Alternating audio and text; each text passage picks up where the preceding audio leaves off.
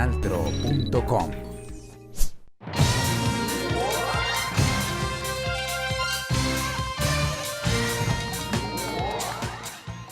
Muy buenas tardes, sean ustedes bienvenidos a este especial de Oriente Noticias. Cese al fuego bilateral y un acuerdo que se realizó entre el Gobierno Nacional y las FARC, gracias a la mediación de diferentes países que están pendientes de la resolución del conflicto armado en Colombia que se vive y obviamente se sufre realmente más de hace 50 años. Pues esta fue la noticia de impacto esta semana y que seguimos trabajando desde el aspecto periodístico, profundizando, analizando sobre todo los alcances que se tiene y cómo se beneficia realmente el pueblo colombiano, los diferentes puntos de vista que han existido sobre este tema, pero en su mayoría a favor de este proceso. Se adelanta entonces positivamente el proceso de paz que se lleva a cabo en Cuba, estos diálogos liderados por el Gobierno Nacional y que tiene como propósito poner fin, reitero, a 50 años de guerra en Colombia, con las múltiples consecuencias que tiene de personas desaparecidas, asesinadas,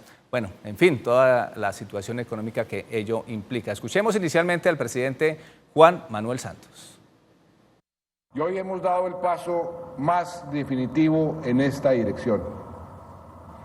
No solamente se acordó el fin de las confrontaciones, con un cese al fuego y hostilidades bilateral y definitivo, sino que también se definió un cronograma preciso para que las FARC dejen las armas para siempre. Esto significa, ni más ni menos, el fin de las FARC como grupo armado. Nos llegó la hora de vivir sin guerra. Nos llegó la hora de ser un país en paz, un país con esperanza. Ya en los últimos meses, el cese al fuego unilateral nos había permitido imaginar cómo sería ese país en paz. El acuerdo de hoy nos garantiza que esa paz temporal será definitiva, sólida.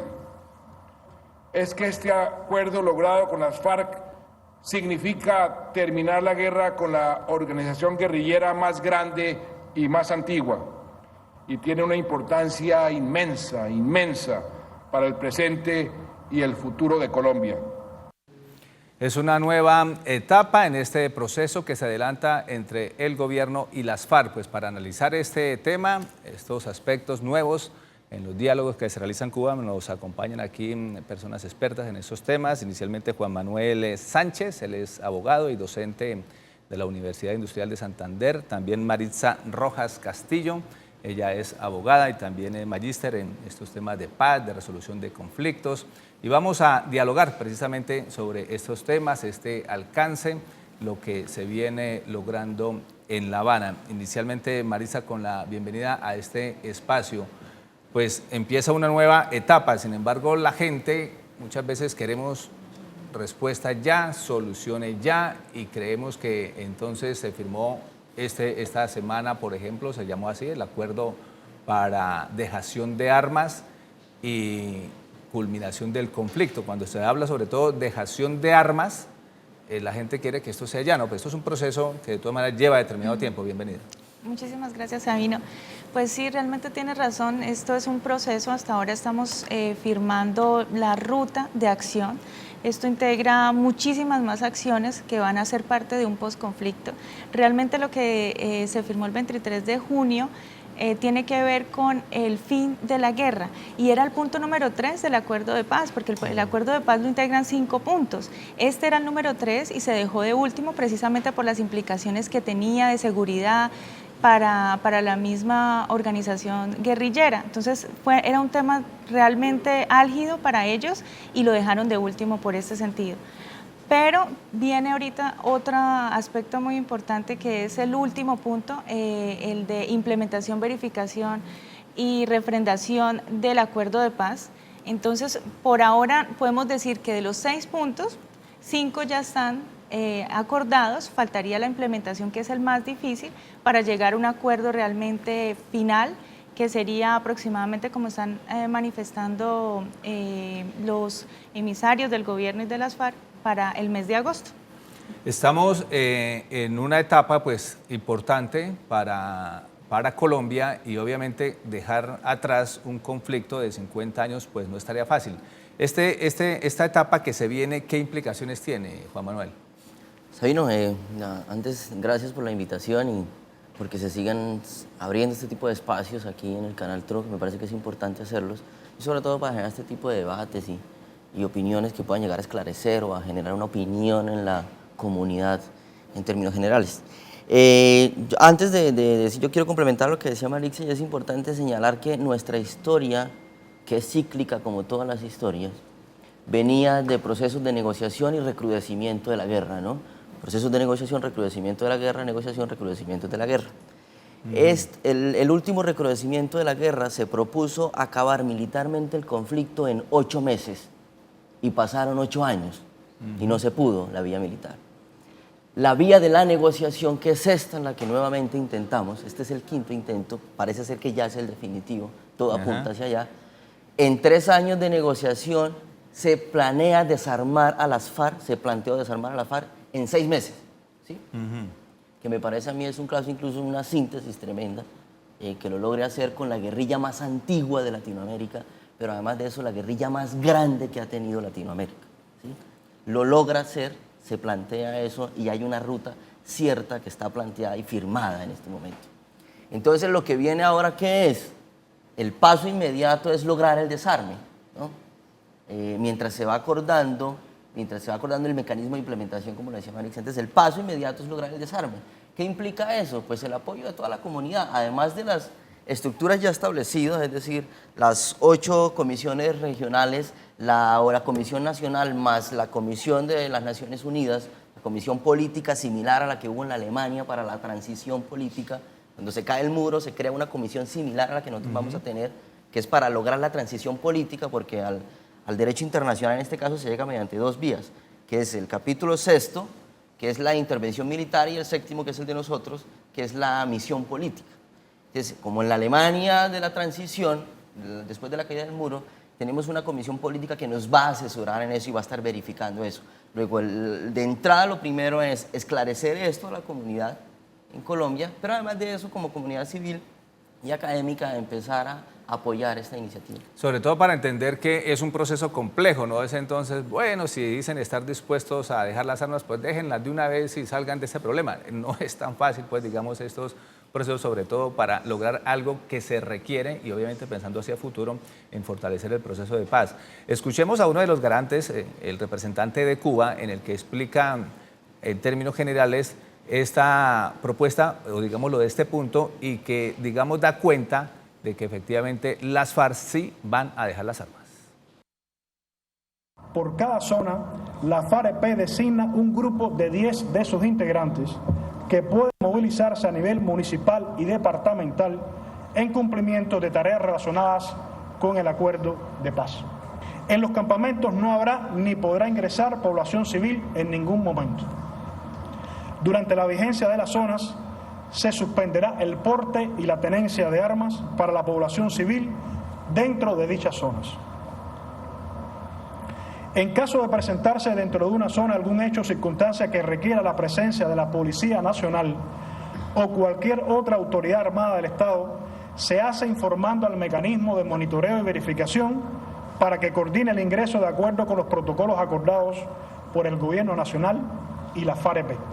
Dejación de las armas consiste en un procedimiento técnico trazable y verificable mediante el cual las Naciones Unidas recibe la totalidad del armamento de la FARC-EP para destinarlo a la construcción de 3 monumentos acordados entre el Gobierno Nacional y las FARC-EP.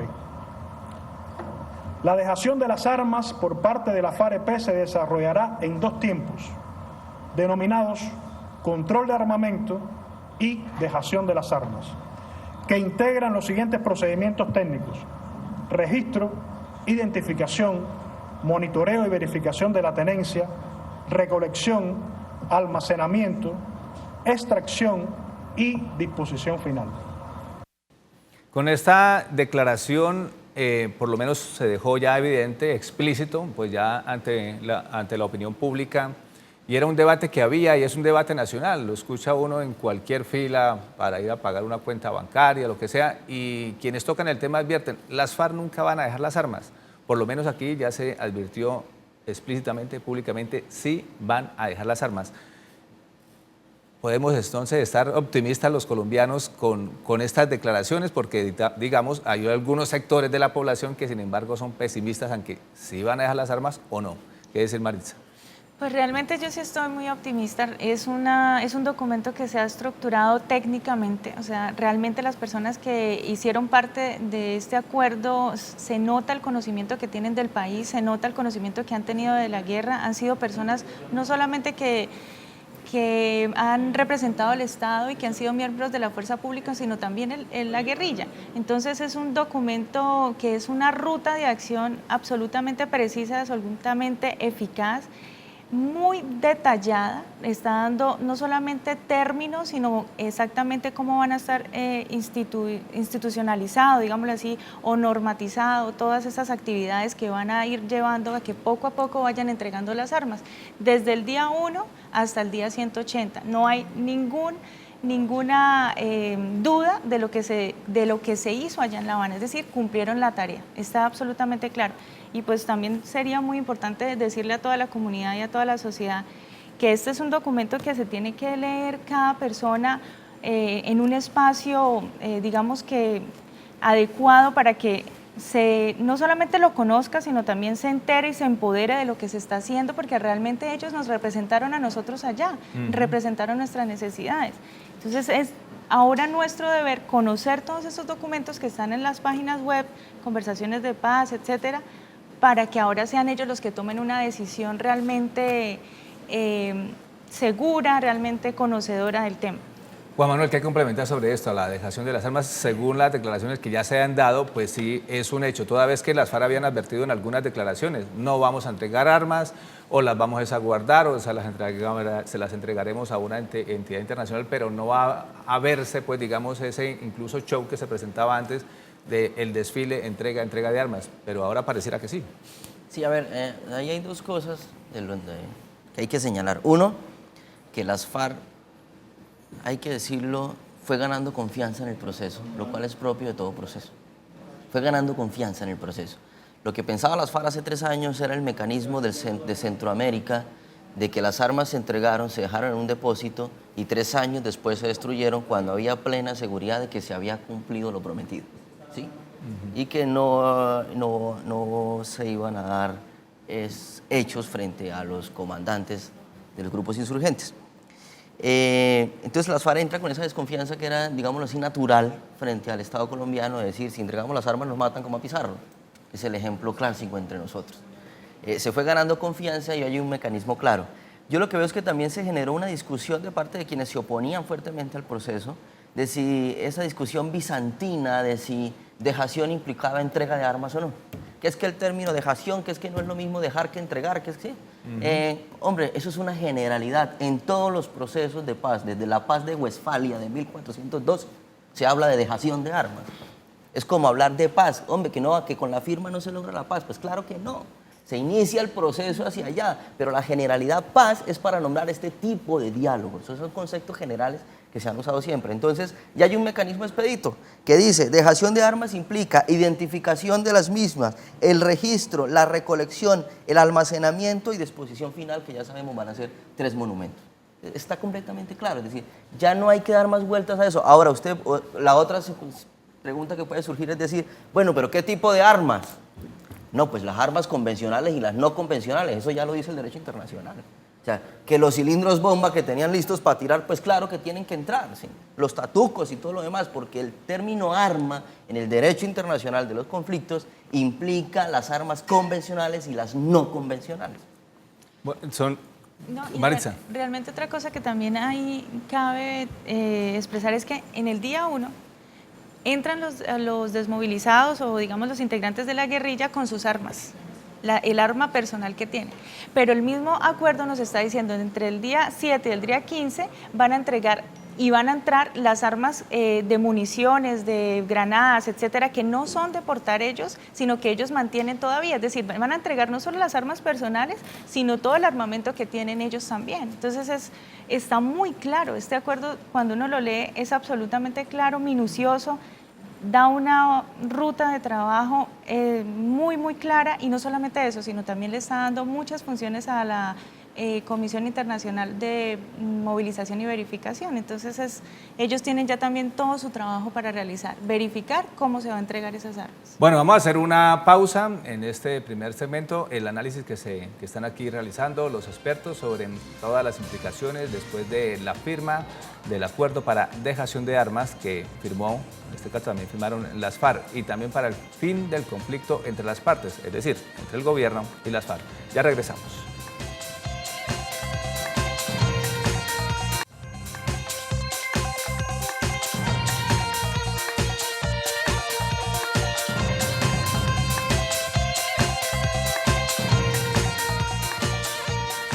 Continuamos en este especial de Oriente Noticias a propósito de la noticia importante esta semana, y tiene que ver con el acuerdo que se llegó entre el gobierno y las FARC para la dejación de las armas y poner fin al conflicto entre el gobierno nacional y las Fuerzas Armadas Revolucionarias de Colombia, un conflicto de más de 50 años.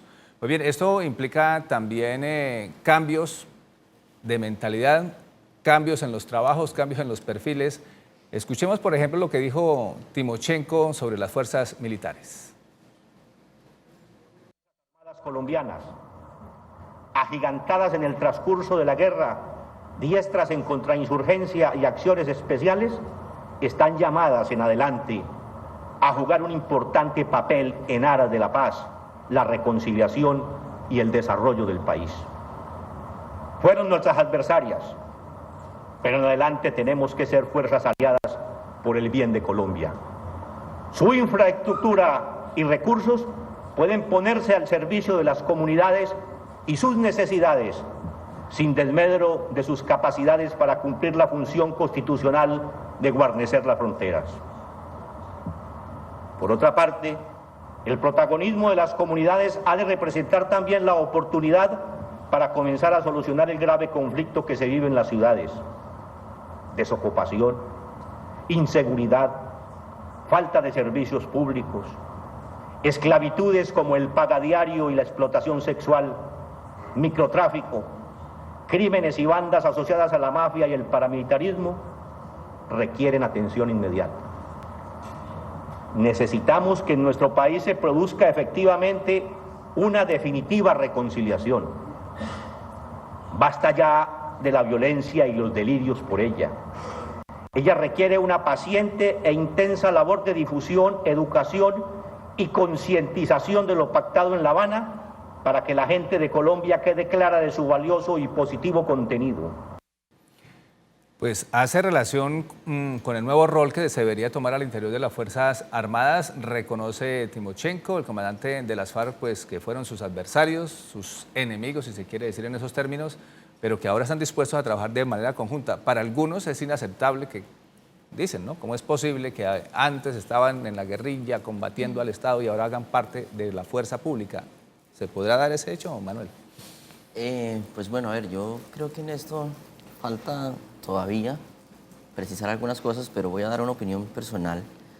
Y es que en la combinación de las formas de lucha que también llevó a cabo el Estado colombiano, porque aquí no solo las guerrillas mezclaron las formas de lucha, el Estado colombiano también lo hizo con la presencia de grupos paramilitares y todo lo demás, con la doctrina de seguridad nacional de los Estados Unidos, del enemigo interno, el fenómeno del desplazamiento, todo lo demás, implicaría un cambio de sociedad. A mí me parece que en esto es valioso mirar los ejemplos internacionales que han ocurrido, porque como lo decía ahora rato Marixa, este acuerdo de cesación al fuego y hostilidades bilateral y definitivo y dejación de armas logra ese grado de perfección porque mejoró las experiencias de Irlanda y de Sudáfrica, pero sobre todo mejoró las experiencias externas del M-19, del EPL, del Quintín Lame, y de la Ley 975 del 2006, de la Ley de Justicia y Paz. Entonces logra perfeccionar hasta donde vamos, es decir, este acuerdo serviría internacionalmente como un ejemplo para otra nación que pretenda llegar a este tipo de cosas. De eso se trata, y por eso estaba ayer el secretario de las Naciones Unidas en la firma. Entonces, como esto se ha venido perfeccionando a través del tiempo, pues hay un nuevo elemento. Entonces, quiero traer el ejemplo internacional de Alemania de la posguerra. Los alemanes del 45, una vez en noviembre se acaba la guerra, ¿sí?, inician el proceso de desnazificación de la sociedad alemana. Desnazificar, es decir, quitar toda la ideología alemana nazi que los había dividido como sociedad, pero además de eso que los había convocado a la guerra. Entonces, si tenía que hacerse una transición de paz, había que quitar todos esos elementos que convocaban a la guerra, ¿no? Los ingleses también lo hicieron, le eligen a Churchill para llevar a cabo la Segunda Guerra, pero no lo reeligen para el posconflicto porque un hombre de guerra no servía para llevar a cabo la paz, con toda la grandeza de Churchill. Entonces lo que aquí tiene que darse es un proceso de desmilitarización de la política, que fue lo que hicimos. Y eso implica dos cosas: dejar la lógica del enemigo interno, primero, porque ya no hay enemigos internos, ¿sí?, no los hay, ¿sí?, y segundo, a partir de la firma ya no habrá enemigos internos, ya no habrá un ejército de rebelión dispuesto a subvertir el orden, ya no lo va a haber. Pero además de eso, hay que lograr otra cosa, y es despolitizar a las Fuerzas Armadas, que a veces pareciera corresponder más con una ideología que con el ejército, que con el Estado colombiano. Entonces, son dos procesos que hay que llevar a cabo completamente, ¿no?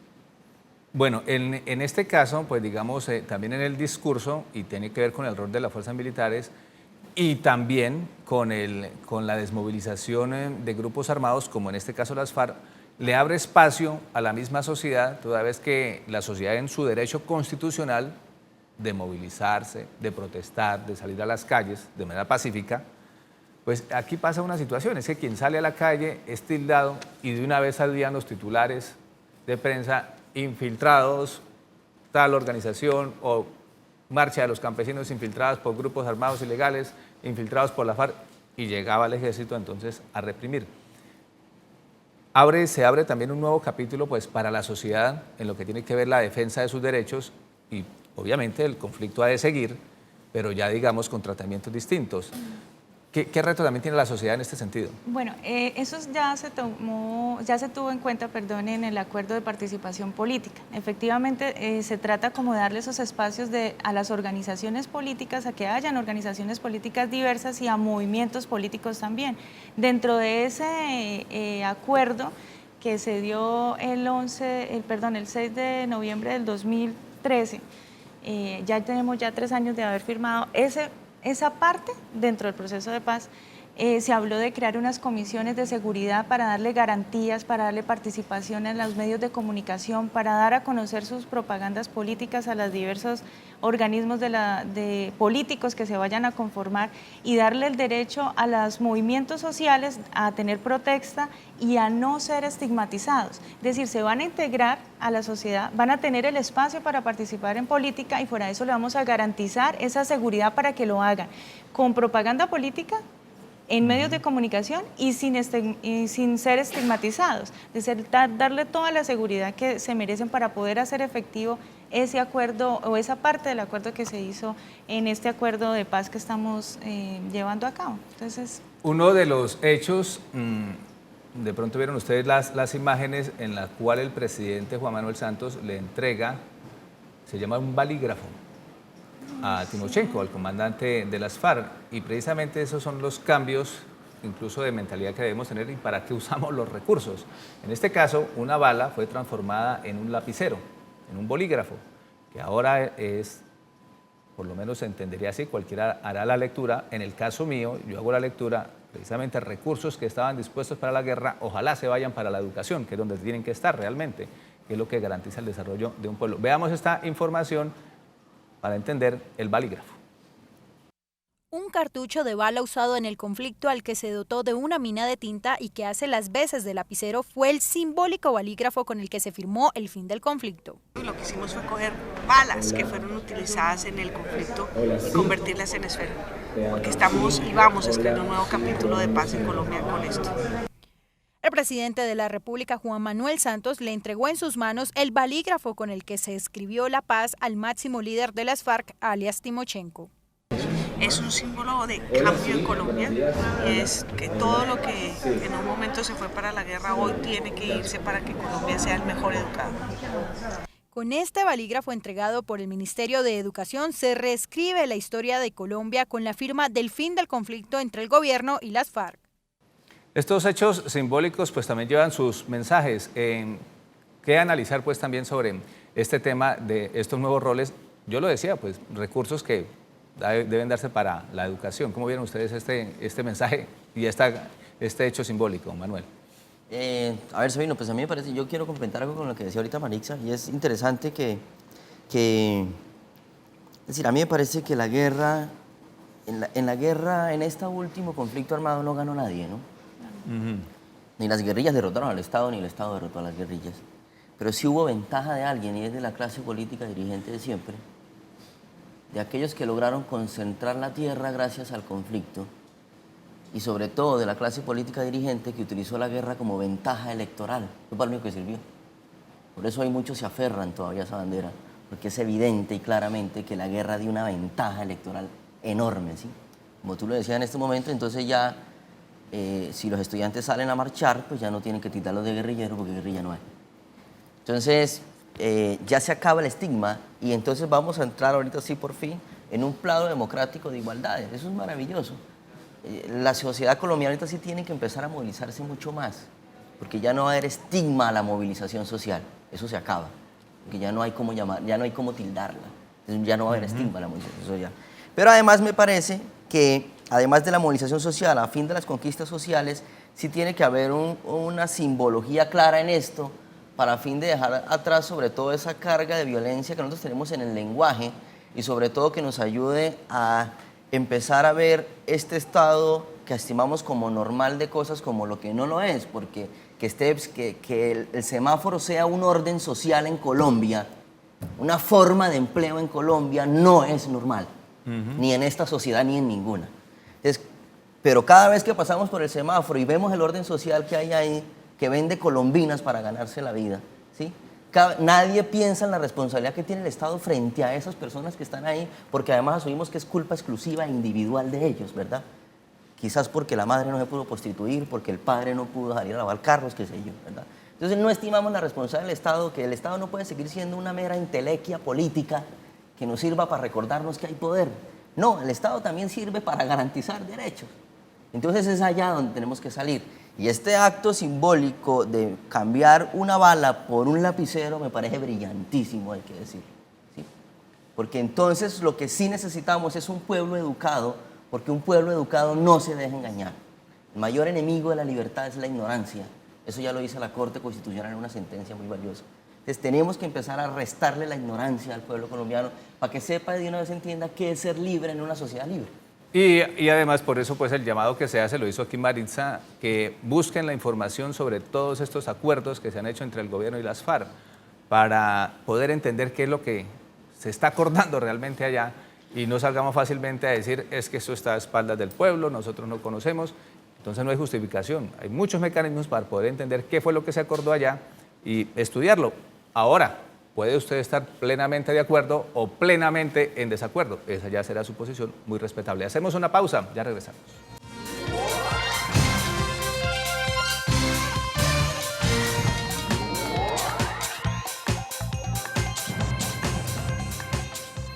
Continuamos en este especial de Oriente Noticias, el nuevo rumbo que toma el país, sin duda un camino hacia la paz y hacia la reconciliación. Ese es el reto, la paz no se construye de la noche a la mañana, es un camino que hay que construir poco a poco. Pues desde ya los diferentes habitantes se preparan precisamente para estos procesos. En el Valle de Cimitarra, por ejemplo, en Santander, los campesinos recibieron con beneplácito esta firma entre el gobierno y las FARC para dejación de las armas. Esto quiere decir ponerle fin al conflicto. Veamos este video que ellos mismos elaboraron, los campesinos en Cimitarra. Hoy en el Magdalena Medio estamos de fiesta.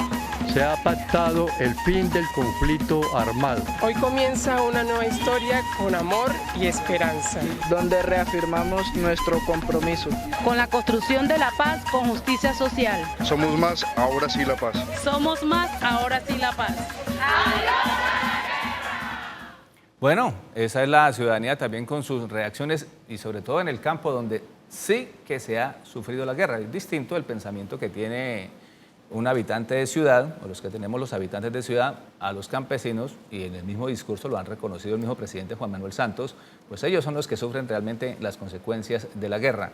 Bien, apoyos también desde los departamentos, de los municipios, teniendo en cuenta que ya está definido pues, los sitios de concentración, las zonas de concentración. Aquí en la Gobernación de Santander, por ejemplo, se realizó también un acto simbólico de respaldo a este proceso de paz que lidera el gobierno nacional. Didier Tavera Amado, gobernador de Santander, pues ha manifestado permanentemente el apoyo al proceso de paz, a los diálogos, a la reconciliación, y se realizó este mismo día pues este importante evento, el día que se firmó en La Habana el acuerdo para la dejación de las armas, y ha manifestado el mandatario que es necesario seguir trabajando en este proceso. Se han conocido ya algunos municipios en los cuales tendrán lugar las zonas de concentración donde se van a concentrar las FARC para el posterior desarme. No hay un municipio de Santander, pero sin embargo, pues aquí se está a la expectativa de apoyar el proceso de paz.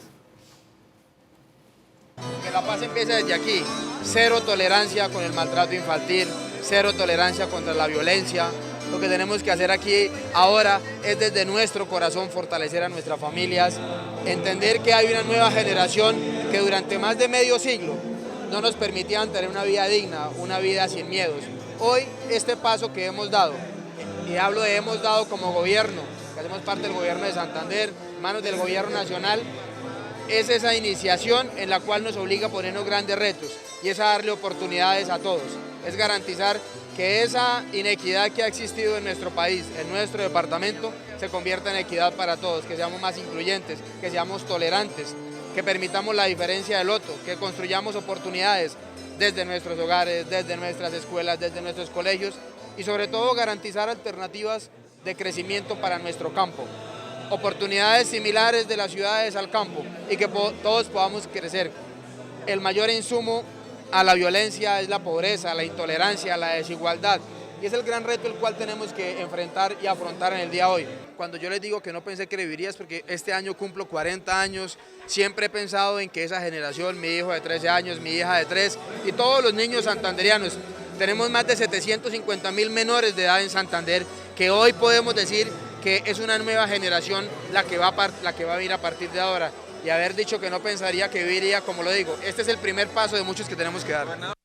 La paz, porque hablar de paz, vivir la paz implica también estar haciendo permanentemente inversión social. Como decía aquí el abogado José Manuel, pues responsabilidad ¿de quién? Del Estado. El Estado es el que tiene que estar pendiente de estar invirtiendo, de llevar los recursos en donde tienen que estar y con eso se garantiza obviamente mayor convivencia y la paz. Hablábamos sobre el tema de las zonas de concentración de las FARC. En Santander no se escogió ningún municipio, los más cercanos están en norte de Santander, Tibú, y en el Cesar, La Paz. Había expectativa por algunos lados en lo que tiene que ver San Pablo, pero en últimas, en el informe que envió el Ministerio de Defensa, no está allí este municipio. ¿Qué dijo el gobernador de Santander también sobre este tema? No se ha escuchado que Santander vaya a ser, y además porque esas zonas de concentración es donde la subversión tiene presencia hoy, donde la FARC tiene hoy presencia. En Santander hoy la FARC no tiene presencia. Hoy en el departamento de Santander somos un departamento casi libres de subversión. Digo casi libres porque podríamos decir que hay presencia de unos 20 o 30 hombres del ELN por el departamento de la FARC que hacen presencia, pero hoy como tal Santander le ha dicho no a la violencia, le ha dicho no a la subversión, no al paramilitarismo, no a la delincuencia. Así es que nosotros no hemos contemplado ni vamos a contemplar, ni mucho menos creemos ni vamos a permitir que aquí hayan zonas de concentración porque no la tenemos. Las zonas de concentración es donde tengan que estar, donde haya presencia, donde haya control de estas guerrillas en los territorios colombianos y hoy en Santander no lo hay. Bueno, y la información la reiteró también el secretario del Interior de Santander, Manuel Sorzano, sobre este tema, pues no hay zona de concentración en ningún municipio de Santander. Es una noticia nueva, es uno de los puntos que se vienen adelantando en esta semana en La Habana. Se están revisando en el gobierno nacional esos puntos, pero al día de hoy no estamos incluidos. Falta esperar cuál es esa comunicación oficial del gobierno nacional que nos dé más luces, pero al momento no estamos incluidos. ¿Dependeríamos de pronto de una decisión solo del gobierno nacional? Sí, correcto. Finalmente el Ministerio de Posconflicto, el Ministerio de Defensa, el Ministerio del Interior, entre ellos, están tomando las decisiones oportunas y pertinentes, pero insisto, Santander en este momento ni tiene campamentos ni tiene zonas de concentración. ¿Qué significa para el departamento de Santander pues este acuerdo firmado en La Habana, Cuba? Bueno, pues nos llena de júbilo. Ayer hicimos un acto extraordinario encabezado por el señor gobernador, quien dio las instrucciones precisamente para hacerlo. Somos coherentes con las políticas de paz que vienen del gobierno nacional. Nuestro plan de desarrollo es el resultado del plan de gobierno del señor gobernador en materia de paz, de manera que estamos muy contentos, acompañamos la paz, por supuesto, y estamos preparados para el posacuerdo. Bueno, entonces es las declaraciones, pues en este sentido, en Santander definitivamente no quedaron zonas de concentración, advertimos aquí las más cercanas en Tibú, norte de Santander, y en La Paz, en el Cesar. Bueno, ¿qué analizar sobre este tema? Pues esto lo vamos a realizar después de la pausa.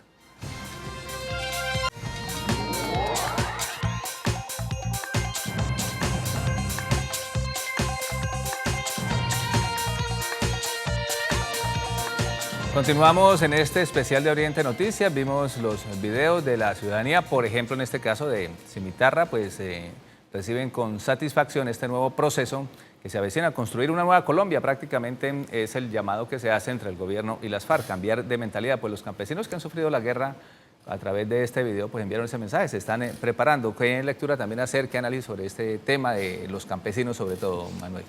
No, pues a mí me parece interesante que sean las comunidades de paz las que estén a favor de esto. Yo siempre dije que cuando me invitaban a estos espacios, que cuando mostraran encuestas y ese tipo de cosas sobre, como que alarmándonos, ¿no?, sobre el tema del respaldo y todo lo demás. Yo decía, hombre, ¿por qué no entrevistan al universo de víctimas de desplazamiento, que son 7 millones, y pregúntenle si Pajo guerra? Y ellos responderán, ¿no? No le pregunten al que está en la ciudad. Eso sería injusto con la justicia misma social.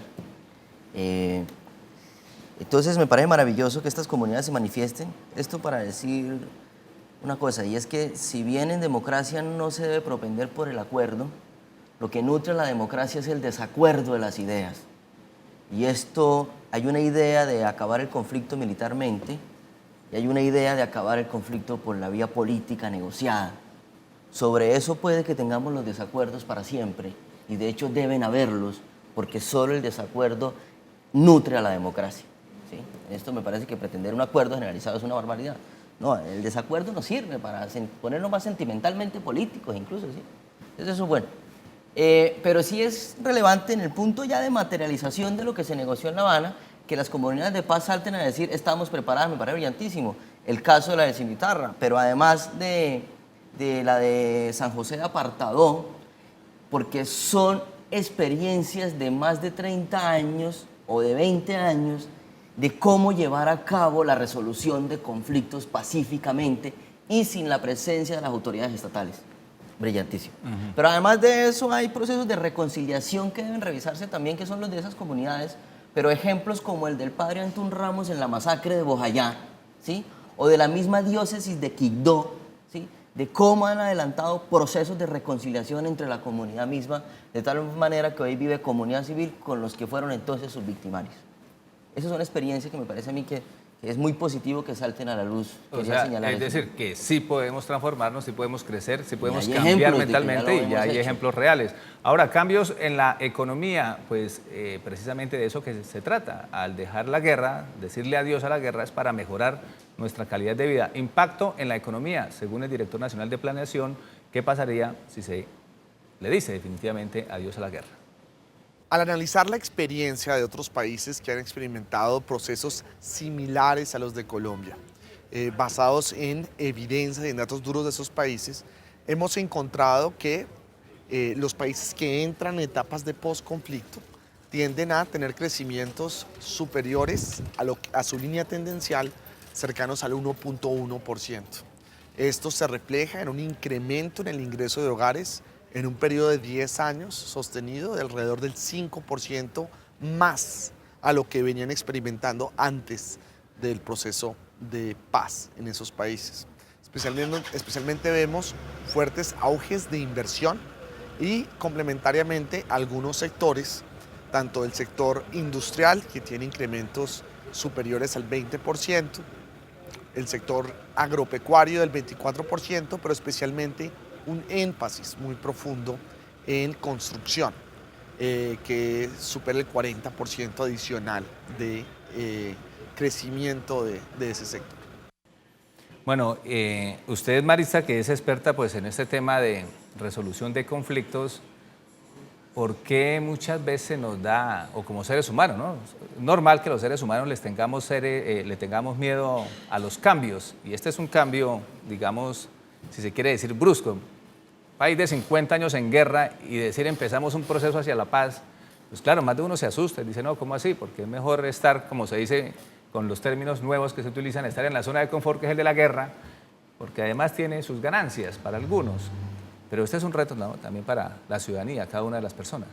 Sí, realmente nosotros no entendemos ni comprendemos muy bien todavía la definición o el concepto de conflicto, ¿no? Realmente lo estamos siempre comparando hacia guerra, hacia, no sé, pelea, confrontación, y no es así. Los conflictos son sencillamente percepciones divergentes de algún punto de vista en común. Es decir, yo quiero lo que tú quieres, es sencillamente eso.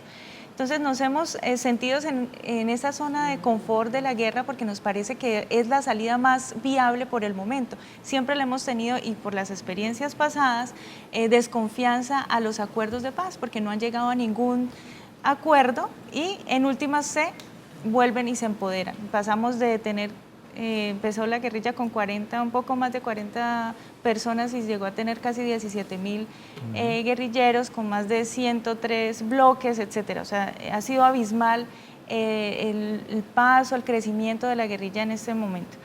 Pero la verdad es sencillamente que no conocemos cómo resolver nuestros conflictos. Estamos omnibulados por sencillamente dejarle a otra persona que resuelva los conflictos. Lo que quiere decir también estar dispuestos al aprendizaje. Hay que aprender cómo es que resolvemos conflictos. Y para eso es la Cátedra de la Paz precisamente, para que desde pequeños nosotros podamos estar empoderados en que nosotros somos los que causamos los conflictos y los que lo tenemos que resolver. ¿Por qué tenemos que ir a la justicia a resolver nuestros conflictos cuando lo podemos hacer nosotros mismos? Queda además el otro reto, además grande, y es el tema del narcotráfico.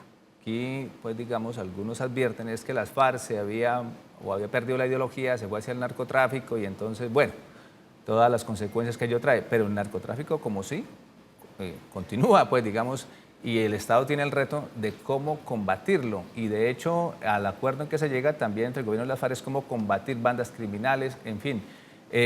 Esto implica que, digamos, si se quiere decir el conflicto mirándolo en términos de guerra, se continúa también. Manuel. Bueno, Sabino, me parece que es un tema bien importante, que es cierto que la lucha campesina se transformó en la lucha de la coca, ¿no? Eso no hay que negarlo, pero además tampoco debería de asustarnos así de esa manera, porque es también esa tendencia colombiana a pervertirlo todo, ¿no?, hasta lo más justo. Entonces, el tema de los alimentos escolares es eso, es una cosa de elemental justicia social, lo volvieron una corrupción atroz. Mira. Entonces, perdona Marisa, para la pregunta me parece que es que, claro, ahora continúa el narcotráfico porque venía la lucha guerrillera y se le suma el fenómeno del narcotráfico, pero lo que quiero decir es que para combatir el narcotráfico ya no es Colombia solamente, porque el fenómeno del narcotráfico es un fenómeno internacional que debe involucrar sobre todo a quien financia la guerra contra el narcotráfico, que es Estados Unidos. Es decir, ¿cuántas vidas perdemos nosotros en Colombia? ¿Cuántas vidas se pierden en México? ¿Y para que llegue un gramo de cocaína al cerebro de un neoyorquino? ¿Y qué vamos a hacer con eso, no? Porque es que esto no es un asunto nuestro nada más. Nosotros somos un país, además de productor-consumidor, y con un fenómeno de microtráfico, eso es cierto. Pero esto es un tema global, ¿no? El profesor Rodrigo Prini tiene una posición bien interesante porque dice, hombre, la mafia ha venido ascendiendo ¿sí? La mafia del narcotráfico empieza en Bolivia, salta a Colombia, saltó a México y ahí Estados Unidos ha venido reprimiéndola. Cuando llega a California, que es donde va lo que va a pasar, cuando le llega a los gringos a su patio, no la van a reprimir porque los gringos no se reprimen a sí mismos. Entonces lo que va a ocurrir es que van a entrar a pensar en el narcotráfico como debimos haberlo pensado, que es como la guerra contra el alcohol, y es legalizarlo, lo que implicaría el monopolio del cultivo. No es el cultivo libre de la mata de coca, no.